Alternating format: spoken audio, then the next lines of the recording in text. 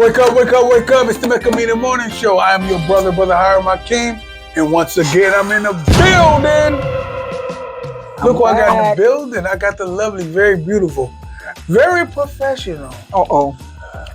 Deborah Teacher Calhoun. You like when I put that in there, right? The community professor. The community professor. Yes. Who also is professional as hell. Yes. Okay. So look, I haven't seen you in a while. I know you got a lot of stuff going on. Let's talk about what's going on before we talk about what's happening. What's going on in July? The 45th Annual African American Cultural Festival. What's going on? Who we got going on? What we got happening? If vendors need to be got, how are we going to get them? Well, you can reach out at akronafricanculture@gmail.com if you need an application. We still need merchandise vendors. We need a few food vendors of select and exquisite taste. We're also looking for folks to continue to participate in the Youth Talent Show. I like that. Hey, so keep in mind, she's going to be here a couple of more times. Yes. To keep the community connected when it comes to the Akron African American Community Festival. Okay. Yeah. So listen, but today we're here for something else. Yes. There's a little reason for the season. Okay. We saw a movie called Sinners. Yeah. There's a lot of people talking about it and stuff like that. So I figured I'll call the professor herself to give us a sort of a historical account on what we were seeing, what we was witnessing, and some of the stuff that we're going to talk about it. Let's talk about it, man. Where do you want to start this off? Well, I'll say for certain, since it's on streaming, we're not giving away any spoilers, any sneak looks, because it's out there. If you've seen the movie, you had 2.5 weeks to see it. Rent it from Amazon or whomever, or rent it from Amazon Prime, YouTube, in the internet streets, so you can find out the details and get the backstory, some of the hidden scenes, some of the awesome music that our people are in charge of to kind of get that information that way. So we're not really telling those secrets. Oh, okay. I'm glad you said so, because some of the questions I got, some of the statements I got, maybe somebody might not be used to, but I'm assuming everybody saw the movie and everything. Now, first, there was a twin clause in that thing. Yes. Let's just talk about that right there. First off, Michael B. Jordan did an incredible job. Absolutely. Acting as the twin and the director himself. What's my director? Ryan Coogler. Yeah. How he used technology to bring the twin that halo camera, 12 cameras. What that was. Phenomenal. So big ups to him. But the twin thing, Smoke and Stack, hit me personally. Of course. I wonder why. It hit me personally because they are brothers like me and my brother. That's right. And you know the part that really got me, it made me choke up. The hot and cold is when Stack. And one promised not to kill the other. No. When Stack was dying. Yes. And homeboy was like, "Yo, I didn't take care of you. I promised I was gonna take care of you, brother. Blah blah blah. This, that, and the third." And he couldn't keep his word because he usually keep his word, right? Right. And then the other brother said, "You always did. And you still doing it." Like That's that. right. And I was like, then I knew right then and there when Smoke or whatever the hell had to leave the brother laying there dying on the floor. Yeah. I knew he was still alive. Actually, I didn't know. Because he didn't kill him. Because he was having him in but he was dying. He was going through the thing. Well, yeah. But they never came back to him. They didn't. And he was a vampire. Yeah. Yeah. And so he ran out, and he never came back to him. And I knew he wasn't dead because I'm a vampire fan, so I kind of knew that. So let's talk about some other stuff. Some other stuff we can go in. Let's talk about your points that I kind of filter mine in. Well, I like the movie. I like the historical context. I know some folks on my feed that's like, what about them Irish and what was their role and this and that? But if you know anything about the Irish, if you know anything about their story, they of Europeans in general had the closest appreciation of the understanding of the level of the enslavement period than of any other, I think, European group. One, because they were colonized by the Brits for 800 years. So they got 800-year history of oppression, economic oppression, religious oppression, cultural oppression, colonized, all of that stuff that we talk about in terms of having the African experience. They had it 800 years running until 1922 when they got their independence, or when they declared themselves independent. I liked also the fact that they had an experience with hard labor. They first came to this country as indentured servants. We know the Irish, because remember, we first came here 1609 as indentured servants, meaning short-term labor, You serve your time a period of work, you get $25 freedom dues, a gun, 25 bushels of corn, suit of clothes.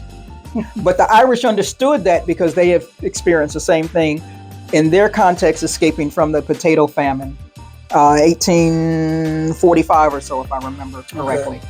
So they understand exactly what splitting up of families meant, because folks might come over on the trip as a family, but when they hit the ground in the New World, so-called, they got split up. Kids went one way, husband went one way, wife went one way. And it's all kind of reenactment channels online where you can hear from their own letters their stories of that oppression. I could appreciate also their land being confiscated and partitioned and divided up, because the British treated them like absolute dogs. I have friends who are Irish who appreciate and understand all of this. And in fact, one of my friends has a sign in his house: no dogs, no Irish, no niggas allowed. Wow. As a sign. And that's your friend? He's a friend of mine. He's an Irish friend of mine. Ride or die. But you in the house. Hmm? You in the house. No, this is what the signs were posting in pubs and in businesses. Oh, he just has a relic. And he has a relic of that. Okay. No dogs, no Irish, no Negroes. Oh, okay. Replace that for what you will. Right. Allowed. Right. On one piece of posterage on the wall. Word. So he can understand that. He can also understand literary or language oppression. Couldn't speak their language, sing their songs, etc. So when Rennick, who portrays as an Irish, he appeals first as a white man, right? Like our white unity bring us together. When he's at the Klan people doorstop, help me, burning, smoking, like bacon, right?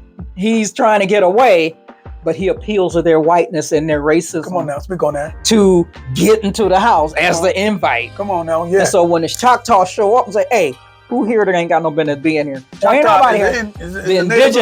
The indigenous Native Americans who were the hunters, come on now. Historical hunters in the case of the lore in the film. And so ain't nobody here to fit that description. And she says, okay, we out, you on your own with this one. On your own.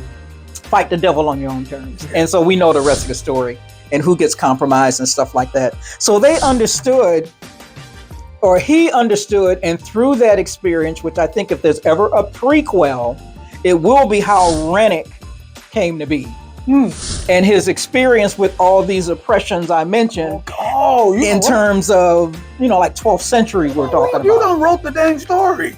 Well, I told you, Ryan, Coogler called me. You don't write. I got the whole setup. It's beginning. And the storyline. Because he's a vampire, he would have been in the game the whole time. But he was a long time, because remember the girl picks, Mary has the money. Well, this money, old money. Another place, another time. Come on now. Didn't he say that? Yeah. He got money back from doubloons. One time. How many times you saw this? I saw it one time, but I know the history though. So you was enjoying it. So I was watching and said, ooh, I know that, I know that. So, him appealing to first his whiteness as a way to get entry is part of his shtick, right? This is how I'm gonna be like you, to try to not be you. Right. So I like that part of it. I liked also how I think from my vantage point, I was not so surprised at the musical narration they presented in that classic scene, where we got old versus new. We got the brother, and I can't remember the culture, but one of my YouTube friends, she uses that dance of the masquerade dancers in the crocheted outfits, doing that stanky leg on steroids. And I don't know the culture, and I'm sorry I can't remember them right now, but that was cultural. All the dances you see, all the representation you see, the musical genres you see are part of Africa being that base and that mother. So I understood it. I didn't cry. I was impressed. How come it couldn't be longer, but I understood why it couldn't be longer. Even bringing it up to them 808s and bringing it up to the Turk, because Africans do that too. Some cultures do that as well, depending on where you are and the geography and the time. So I was not that emotionally moved to cry.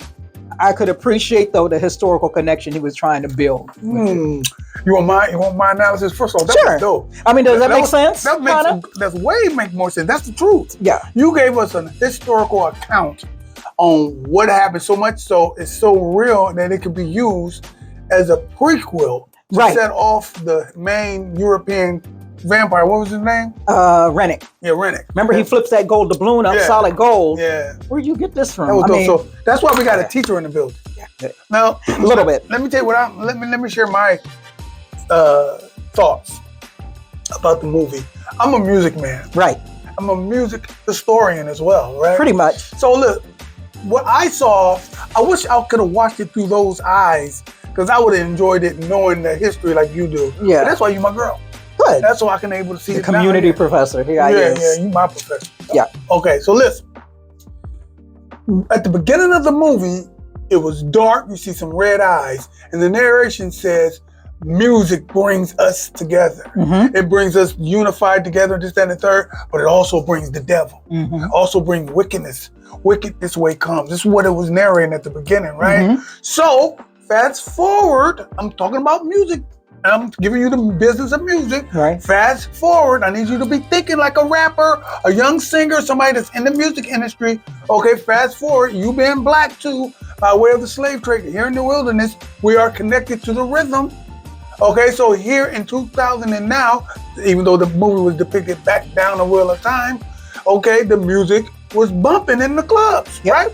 Bumping. Yes. So much so, just like you said, we saw culture, African culture, from the homeland to the diaspora in specific spots, from hip hop to bebop to that whole scene was going. So much so the roof was on fire. The roof's on fire. And then it burnt down. But Right. but on top of that, think about the beginning of the movie. It Yeah. says the music is so dope, it brings everybody to the table. It does. Even the devil. So the Mhm. devil himself, in the form of a vampire, a blood-sucking leech type of character, shows up in the form of friendship. Yep. It's not this what record labels do to young black people. Yeah. He says, "Yo, come on in. I need this. I need the music. I believe your music." Then he even pointed out at the little blues player. Mhm. His music, it's him. We want to check this out. We want to sign him. Yeah. I can believe he can help us unite the genres or nations or communities. It's his music. We want to use his music and exploit the damn thing. But didn't he also want to pierce the veil? All of that. I think Can he you- was at that. Can you get? I didn't mess up your Okay, I'm sorry. theory. You messed up with truth. I'm going with straight up BS. I'm Oh, talking. okay. Okay, this is just, I'm looking at it from a music eye. So much so they picked my man up. They're trying to get him to basically sign. So much so that they didn't want it. Like, you can be independent. You don't go with them. Don't go with them. That's what I saw. I saw an industry fight, a struggle between someone who, a company that wanted some black talent and the talent didn't need them. Hence the digital divide, how record labels are begging for artists to sign, and some of them are not. They just going to YouTube. What else I thought was so dope is, and I forget the guy's name.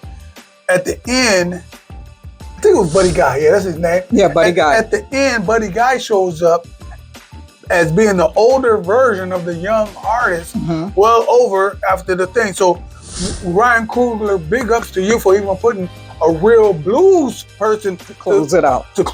but also to bear witness the fruition of the growth of the young guitar player that ends up being a very successful in real time Buddy Guy. Did you know, big ups to Buddy Guy, he got a whole new album out too. Yep. Okay, so big ups to him, check him out. That's my thought. I was into the musical struggle of it. I wish I was into it. Now I'm gonna watch it like that as well. Yeah. Yeah, I mean, I think I was most interested as well in the hoodoo connection.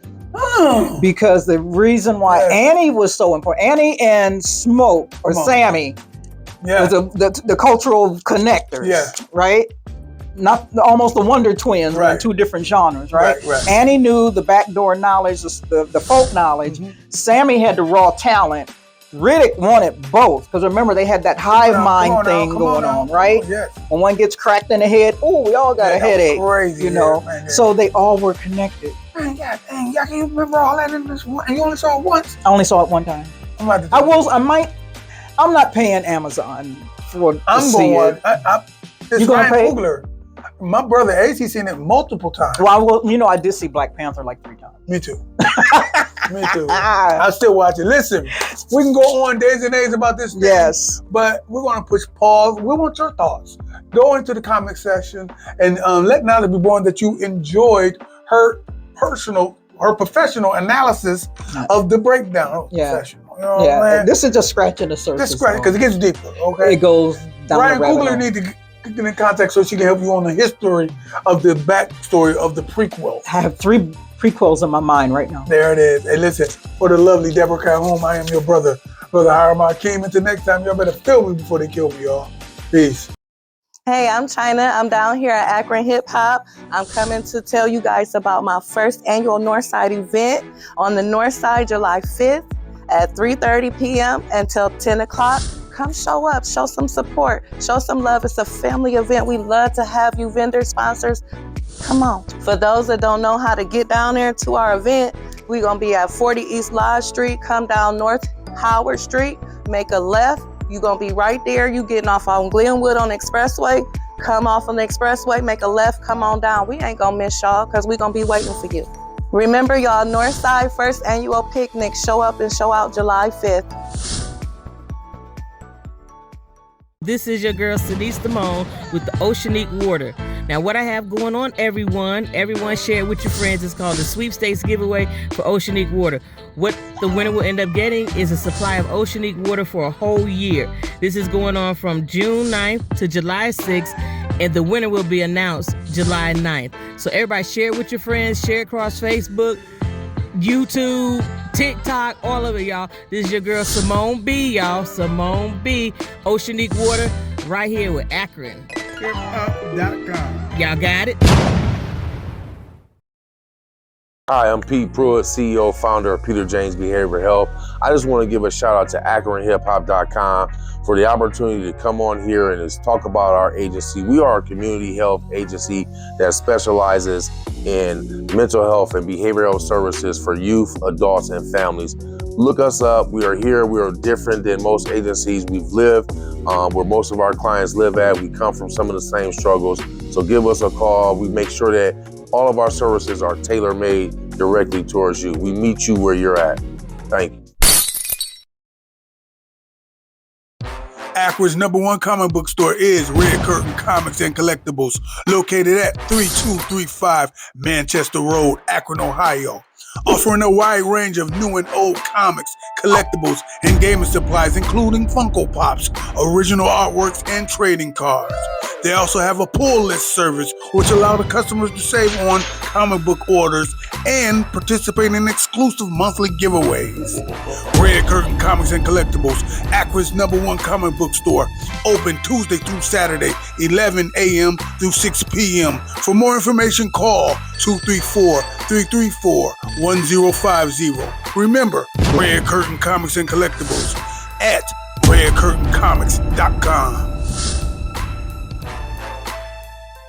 This has been a podcast from the Mega Media Social Media Network.